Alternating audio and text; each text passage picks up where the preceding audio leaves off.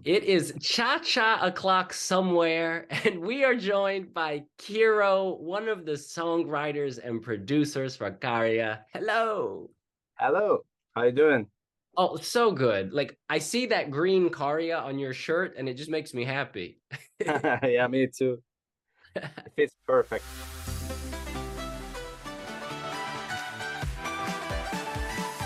Hero, the hero from Finland. Now, just a starting point, how are you feeling after this huge success of Cha Cha Cha at Eurovision? Well, let's say that last time I was asked, I said that I think it's coming, because we were on the road for like almost 2 weeks in Liverpool, and then I was in Helsinki for almost a week. And when I got back home, I was like, okay, now I feel different, like strange, because I started to process all the things that has happened because there's been a lot going on. So uh right now I feel great and nothing like negative like anywhere, but it was just like confusing. Yeah. I mean, walking around Liverpool, there were people wearing green. You saw Mm, signs for Karia. The audience during the show were chanting cha cha cha. What was yep. that like for you to see up close and personal? Let's say like when we were in the arena in the grand final. And I remember like the host talking about stuff, and then the chant went on and they just stopped, like we're on live TV and the host stopped talking because the cha cha cha chant is going so strong that they couldn't hear. And I remember myself like saying Alex, like, what the hell is going on? Like you hear that? And it was amazing because, like something we started off here, like just the three of us, and now it's like being chanted all over the arena in the grand final. That was just like super odd, but awesome. Yeah. And in that moment, did you think you were going to win? Um, well, for a long time there was like especially here in Finland, they compared like Loreen and Käärijä all the time. It was like Finland Sweden battle in the media, and we knew like there's a lot like nothing away from Loreen, because she's like amazing. The song was amazing, and she's one of the greatest singers of all time, right? So I bet the jury just like they were like more conservative, and I think they rely on the different attributes than the people this time at least. But it was like after the show, after Karia performed, I felt like we could win. We never like I didn't take that like as granted, but we just felt that it could happen. But we also knew that Lorraine was like great challenger for that, and there was others as well because you never know what happens, especially when it comes to the crowd and televotes, and anything could happen. Yeah. And after Loreen, or sorry, when the televote came in, it was so big. It was a huge win. How did that make uh, you feel as someone who created this? Felt awesome. And, like the thing is that I think the song is not more than 50% of the thing because Gary's brand, the branding, the character, like how people love Käärijä, that's not about the song. It's about him, about the personality and how lovely he is, right? So it's just like uh what was I saying? What was the question? Just how you felt when those points rolled in. Yeah, I just knew that the televotes came for him, like that was the proof about how much people love him, and Yeah. it was kind of like expected because we saw, you know, like examples what different countries got as points, and all those a bit like different or, you know, acts popping out, they just like got more and more points all the time. And then we were like, you know, if we don't get much points, we don't know what's going on. And we Yeah. got, it was like the second biggest televote ever. Yeah, after Ukraine last year, I think that was like the second most televotes ever for Karia this year. And after the result, if you go on social media, people are passionate, people say all sorts of things. But I'm Mm. curious for you, I guess, what do you have a message for fans who have maybe, I don't know, been very passionate in their responses? Maybe they feel hurt, they throw allegations, it gets out of control, is what I'm trying to Mm. say. Mm.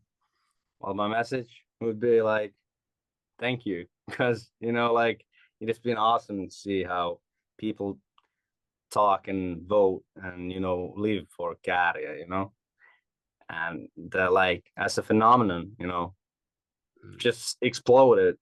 And that's like by the people, you know, by the fans and by the voters and by everybody who just like has taken that on their own, you know. Mm. And why don't we rewind to Uuden Musiikin Kilpailu last year when you're writing the song?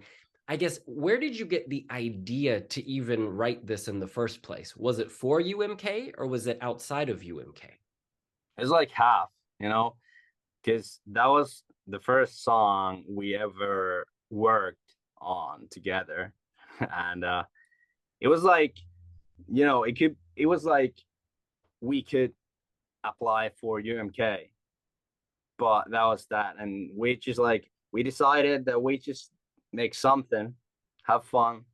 And after that, that song was born, we were like, okay, this is it. This, we will send this to UMK, you know, like, and apply for it.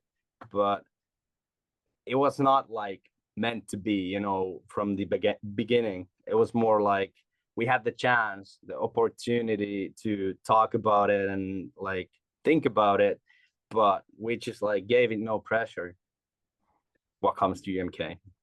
And this song is so unique. Some people say it's crazy. What was the starting point? What was the inspiration at the very beginning? The very beginning, the first thing, the first element on the song was the synth riff, you know, the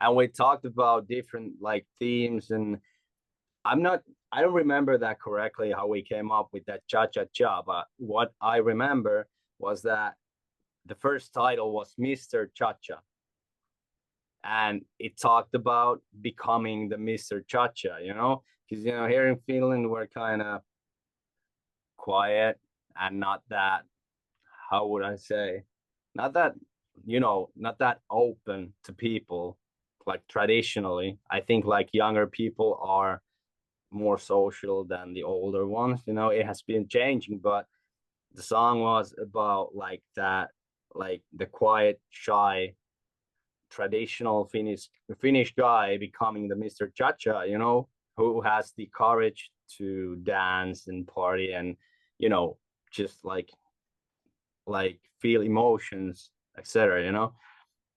But like the theme is the same still, right? But it just like somewhere it changed to doing things like cha cha cha, you know. But like instrumentally, I remember the synth riff. That was the first one, and then we had the, because it was like dee, dee, dee, dee, dee, dee, dee, dee, and then we had the cha cha cha cha cha cha, you know, like the same rhythm, and it had like few different versions, and the weird structure where we, it kind of combines like two songs, right? Yeah. Because, you know, in the middle it changes and kind of never goes back. And that was like, I remember when Alu and Jere got the idea of doing that like 50-50, you know. And I was like, I'm pretty scared that won't work because that's not traditional, right? Right. But I'm super happy that they talked me into it because it like it creates the story like instrumental wise, Yeah. because we have the lyrics which talk about a man going to a different dimension with himself. So Mm, it's like the same with the instrumental now, because first it was like A B kind of thing, and now it's like A B B, which right. is like kind of never seen before, at least in Eurovision. Yeah. And when you had Karia singing this for the first time, was it just the perfect fit with his voice? Did you know instantly he's got this? Yeah, we knew like instantly, because like we were like three of us, we were together in the studio, and we were of course we were like kind of jamming onto it, and we heard it like straight away.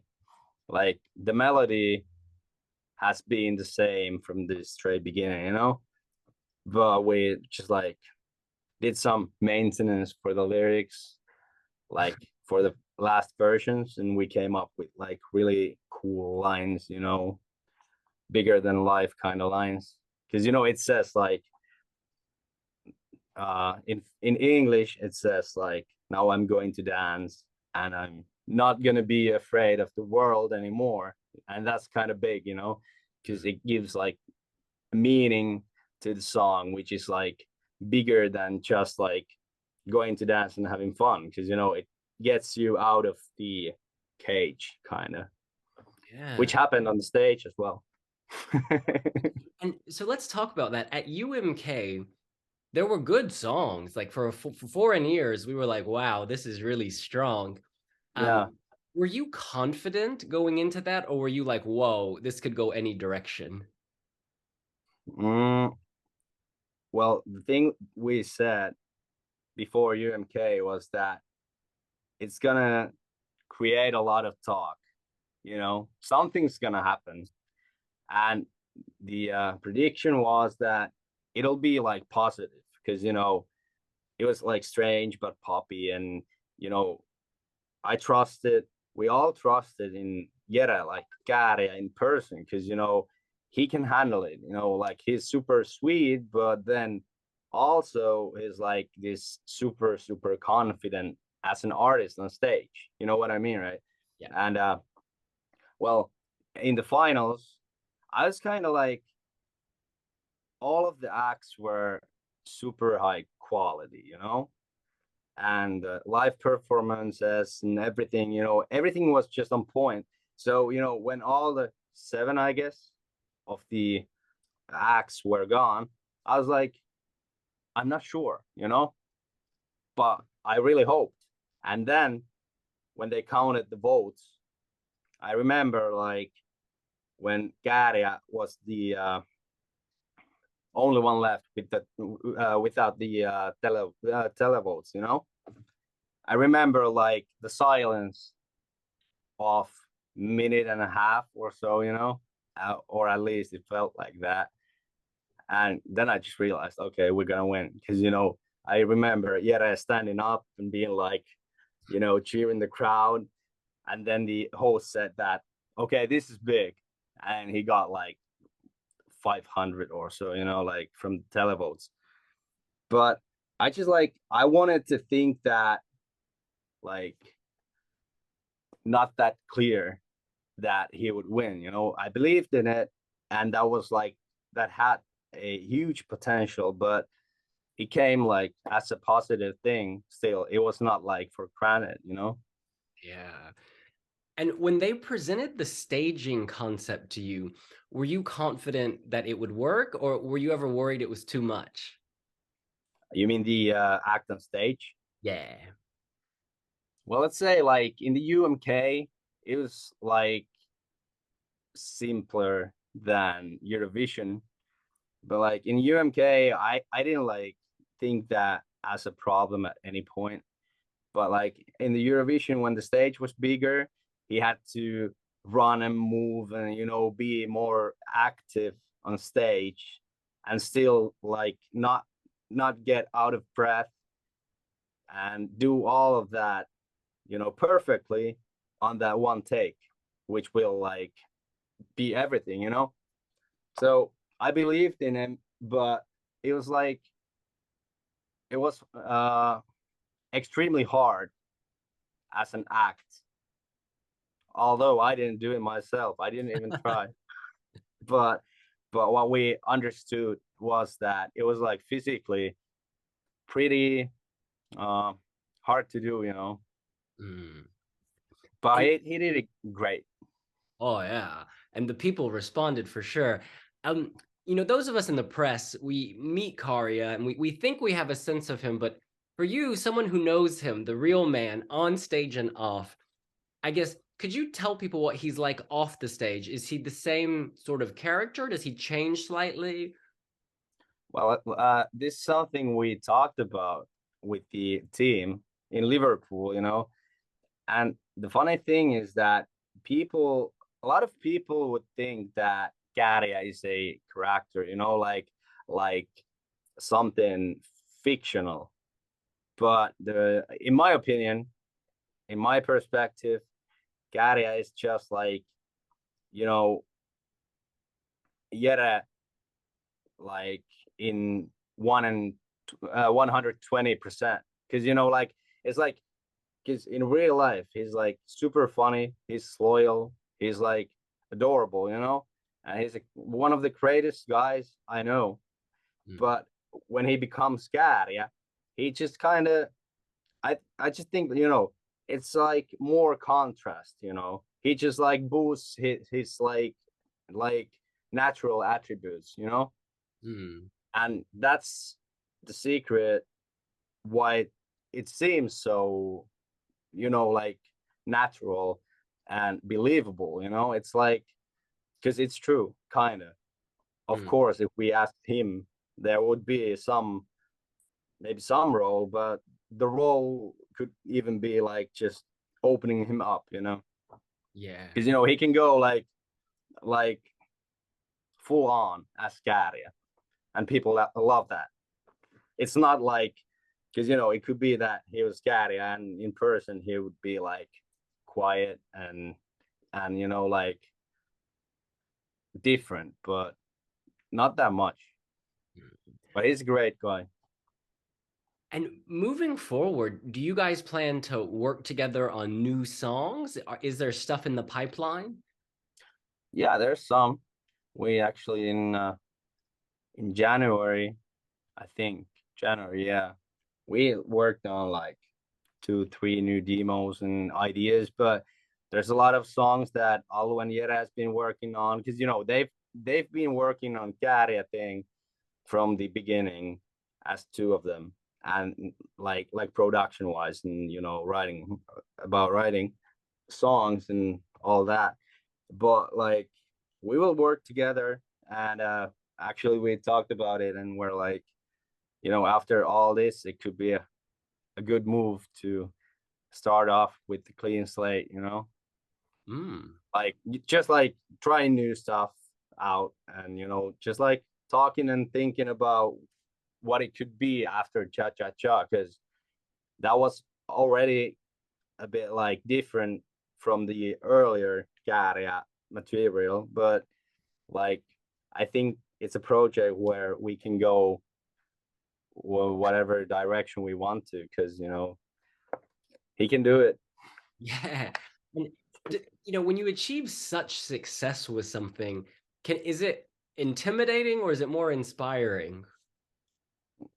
Inspiring, definitely, because you know I've been working on a lot of English music throughout my career, but like for myself, like because you know I used to do this DJ producer thing, and then I went for Finnish pop music, got like a lot of projects, and been doing that for 6 7 years maybe. But like in Liverpool, I talked to my friend Sonny that you know I just feel like everything's possible, and it got me like inspired because you know the thing have been that here in Finland like dreaming of a international career or international sessions, or you know, songwriting, releasing songs somewhere else than in Finland. It has been like feeling impossible. But you know, like when we were in Liverpool and saw all the people singing the Käärijä song in Finnish, I was like, well, we can do it in English as well, you know, like, and it gave me like inspiration to work on like more international stuff, and like maybe the changed my mindset about it, like somehow, but not intimidating. How do you say that? Intimidating. Yeah. Intimidating. Yeah. Yeah, I said it correct once, but yeah. Well, for Jere, I think it would be different because you know he's been in a quite a pressure now, and you know because all of a sudden, let's say 85%, 90% of all Finnish people know you, and that could be intimidating. Yeah, but also it's enjoyable because I guess because you know you've reached something that you've been working for, and that's now. Yeah, and we hope you guys or Karia and will come to England and with your music, of course, because we see him in the top 10 of the UK charts, the first time ever fully finished song in the top 10. Yeah. What was that like when you found that out? Well, on Monday after Liverpool, I was hopping to train and going home, you know, and I got this message like global top 7, and I'm like, why do they hype up that like viral chart? Because you know there has been like this news about Karia being on the first place of the global chart, which has been viral for now, and that's like about the trending and you know shares, and you know how it goes. Right. But like when they told me about 7th place, I was like, okay, viral 7th, and then I open it, I'm like, no, this is like the real global 50, and I was like, okay, not possible, and that was like mind blowing.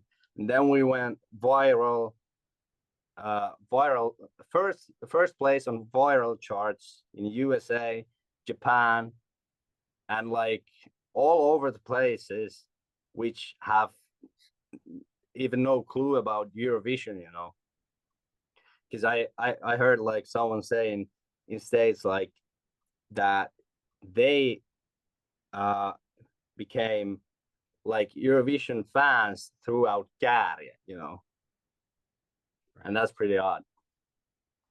But all that like feels incredible, and it's like historical what comes to music Finnish business, you know, because the highest peak on charts on the global 50 has been like a song including some Finnish people, you know, writers or producers, has been 30th. Oh, like wow. place number 30, and now we were on the 7th place, even with a Finnish song, like sung in Finnish, and that's like, I'm pretty sure it's not going to happen again ever. Well, if it does, we think maybe you and Karia might be involved. Just a final question for you. You know, what's the highlight of this journey been? You know, from the very beginning writing until now, what sticks out for you as the lasting memory? Well, there's been a lot of highlights, but okay, let's mention a few. But the first one would be like, you know, making new friends. These Jere and Allo, because you know we didn't know each other before. Like we've known each other for like 2 years, and like even now it feels already that it's gonna last forever. You know, the friendship. because we just like share the same interests and trust each other like 100%, and that's been amazing. And that is like the base for this great cooperation, you know. But like music wise, I think the highlight is about how the whole world reacted to the song and the act, you know, because well, Eurovision had its slogan this year, like united by music. And if it's not about people singing the Finnish song on the Liverpool streets, you know, that was like remarkable for all of us. And you know, that like the power of music, it's hard to describe, but I think you know what I mean. Like, it has been just incredible to see how people has taken cha cha cha as their own, you know, even though I'm pretty sure that maybe 10% understand more than 10% of the lyrics, because cha cha cha is not even Finnish word, you know. But like it's very hard to say like one highlight or even two, because you know it's been just like a great journey so far, and I hope it continues. We are sure it will. Kiro, thank you so much for sharing all this insight into Cha Cha Cha. We can't wait to see what y'all do next. Thank you very much. It was nice chatting with you and getting known. Thank you very much.